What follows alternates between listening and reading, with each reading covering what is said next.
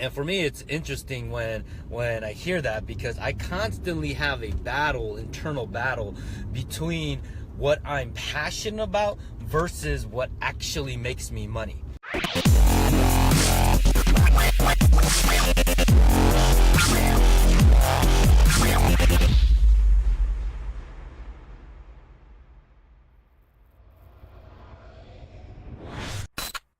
Hey, what's going on, guys, everyone? What's up on this beautiful Monday here? And I want to talk about something, your passion versus what makes you money. All right, I figure I talk about this topic because something that's been on my mind as I start this Monday off a tad bit later than usual. But let's talk about the term passion first off. The term passion, actually, if you look it up in the dictionary, and if you look up the actual term, the origination of the word passion, it comes from the Latin word passion, I believe, and it means to suffer. And if you have picked up any book in terms of like personal development, or if you picked up anything that has to do with like, hey, being better, right, as a person, you'll hear people talk about it. Even like Steve Jobs talks about it in his speeches. You know, you hear even Warren Buffett talk about it, right? You hear so many people talk about it. Says, hey, even Bill Gates, right? And they say, hey, you know what? Anyone who's going to start a business or to do something, you got to have passion. Why? Is because you're going to go through some things that you got to be borderline crazy to put yourself through. Right? And for me, it's interesting when I hear that, because I constantly have a internal battle between what I'm passionate about versus what actually makes me money. Okay, and for years now, it has never been kind of like correlating. Like it's not in line with who I am, right? Because one, what makes me money has always been kind of like real estate, right? Doing something that's related to real estate. Okay, why? Is because that's something that I've known since I was like 19 years old, right? I'm 30. I'm turning 32. Yeah, 32, I believe, yeah, this year, and I'm still doing real estate deals, and it still makes me money. But, right, what I'm passionate about the last several years, I finally started to go towards that. And what I've been passionate about is doing something in the realm of education. And it happens to be that stuff that I talk about a lot, and the place that I actually see the most joy and the most fun I get out of is actually helping a lot of like entrepreneurs and small. When I say entrepreneurs, it's more of the people that are getting going, plus the people that have gotten get going, and then from there helping them get to like another level, right? Typically in the realm of going from like 100,000 to like $1 million. That's kind of always been my sweet spot. And the reason being is I've built companies twice over $1 million. So it's kind of like, hey, I've been there, done that, right? But personally, for me, it's been difficult to break that wall or that ceiling of like that 1.2. For my close friends know this, is that says, hey, it's been difficult for me to break that $1.2 million ceiling to get up to like the 5 million round range and stuff like that. And a lot of my mentors, they always tell me all the time, they goes, man, to making your first million is a little bit easy, but also keeping your first million is one of the most difficult things. And I've kind of felt that. And a lot of it, I think, has to do with your personal belief system, that one, I've developed, and two, is the skill sets, right? As number one, I know I need to level up in terms of my skill sets, which is to go from like that million to that 5 million or even 10 million, right? Has to do a lot to do with your ability to be able to lead a team, or your ability to champion an idea, champion a vision, and then from there to be able to develop the people. All right, and it's been challenging in a sense for me, is because I've taken slugs where I've gotten where where you're kind of like the champion of your own business, right? Where you gotta be, right? And I had this conversation with a friend last week when he was down here, and we started talking about faith, and faith in terms of like, you know, God, right? Faith in terms of like, hey, what's your belief system that you have? And he was kind of shocked because he's known me since I was in like high school, and you know, he's been in the tech world, and he was like, dude, like, you're a complete different person, you know? He's just like, I never heard you talk about like God and faith and stuff like that. And I said, look, man, I said my simplest explanation to what it is one, if you're starting a business or you're growing a business, one, you're literally on blind faith. That's how I explained it. I was just like, we're sitting at a restaurant, my wife's there, and I was just like, yeah, it's like literally blind faith. And in a sense, you know, religion, right, believing in God, it's really the same thing. It's really like blind faith. If you really look at it, right, is because you don't really know what happens after death. You don't know. No one really knows, right? And I said, look, it's a blind faith that you're going on, right? You're going on blind faith that the people that you're bringing on is believes in enough of your vision to know that is going to exist. So not only that it's going to exist, that one, they get experience from it, as well as they can make money from it, so that way they can go ahead and take that money that they make with you and be able to feed their family. Right? And I was just like, look, it's blind faith. Let's be real, you know. It's like, it's blind faith that you have, and you know, sometimes in life it's a little bit easier when you actually believe in that and call it what it is, right? A spade is a spade, you know. So we had this conversation, and we started talking about again, passion and what makes business, and what makes money, I mean, and we got into some really interesting conversation about that, where we call it kind of like the hustle business, right? Where you're in it, you make money, but the question is, are you really passionate about it, right? And truth be told, you could be passionate about it, right? Like, I've had this conversation in the past when I was younger. They'll be asking me like, hey Jeff, what are you passionate about? And I'll be like, dude, man, I'm passionate about making money, you know?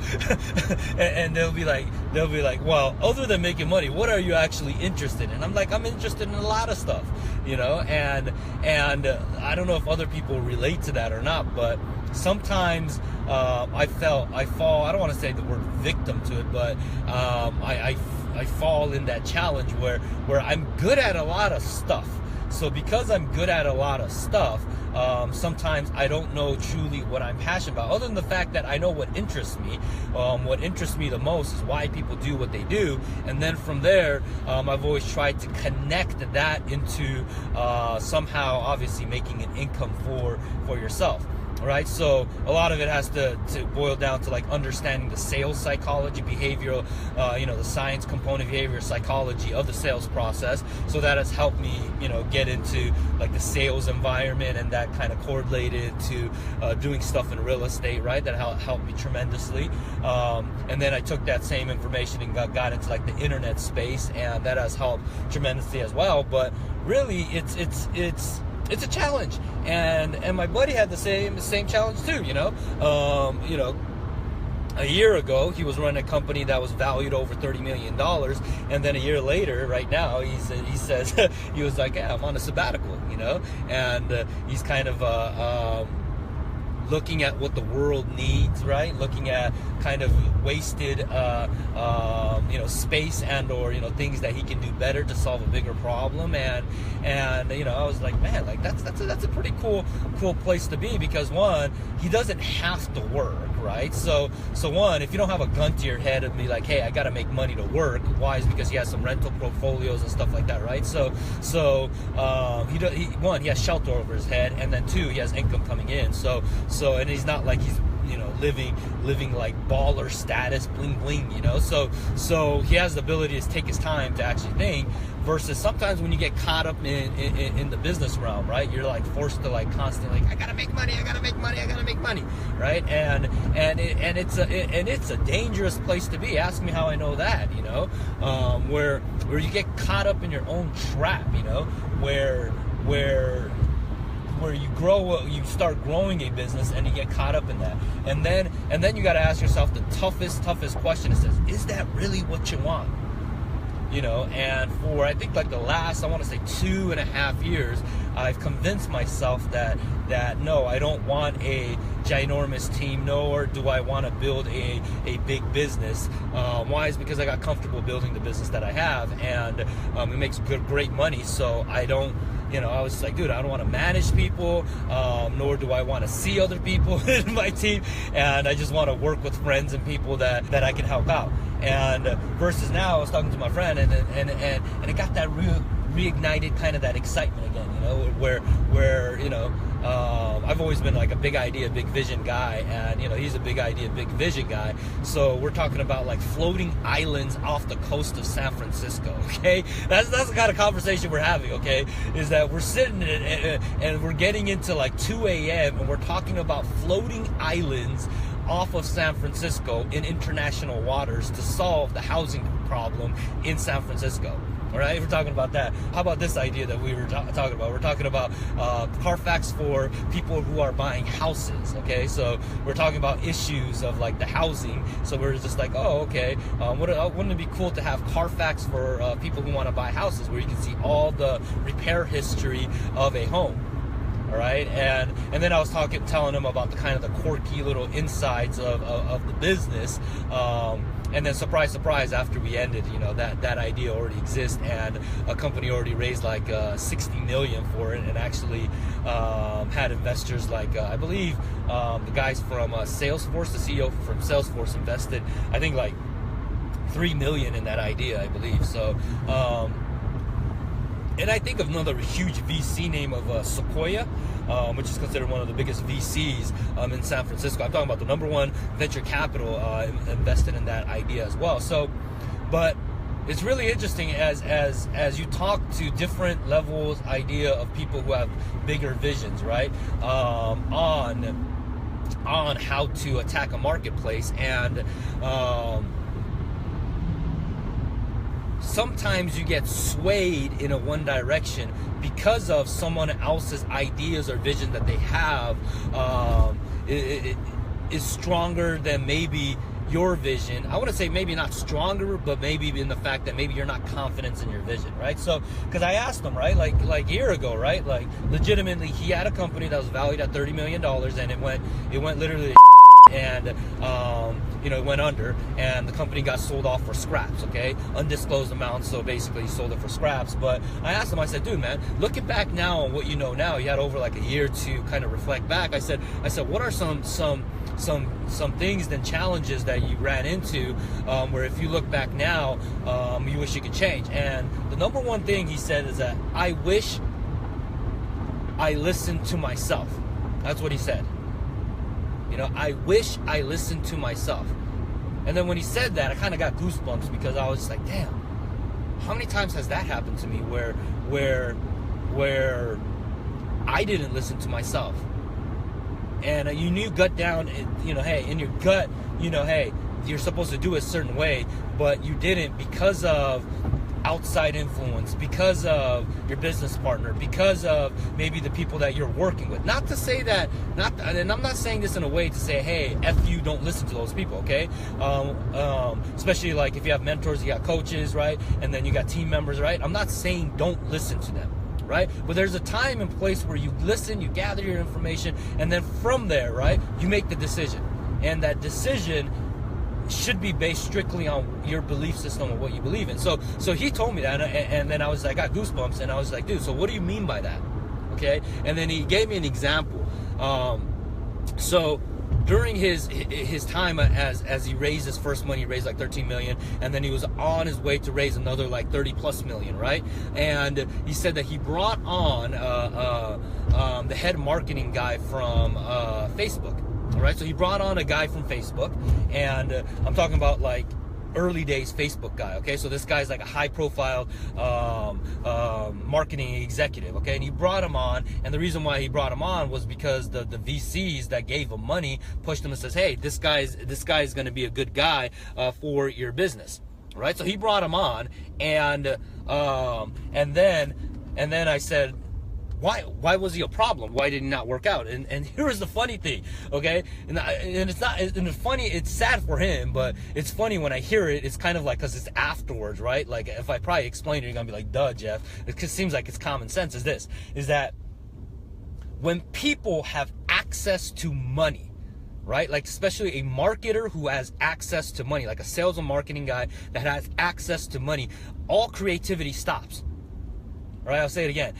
If you're in the realm of marketing or lead generation or doing sales, right, and you have access to money, I'm talking about unseen access to money, okay? Creativity stops. Like, think about, like, Facebook, right? That's the guy that comes, because he said this. He's like, yeah. He's all like, think about this. He's all like, the guy came and he had a marketing budget in the millions. He said millions. So if he wanted to test something, all he had to do is ask and hire the best people and test something.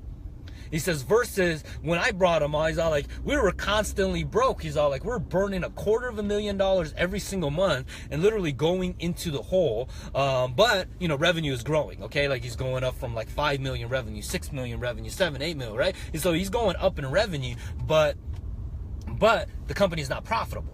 So he said, yeah, that was the problem. He'd come up with these ideas and we just didn't have the budget to do it.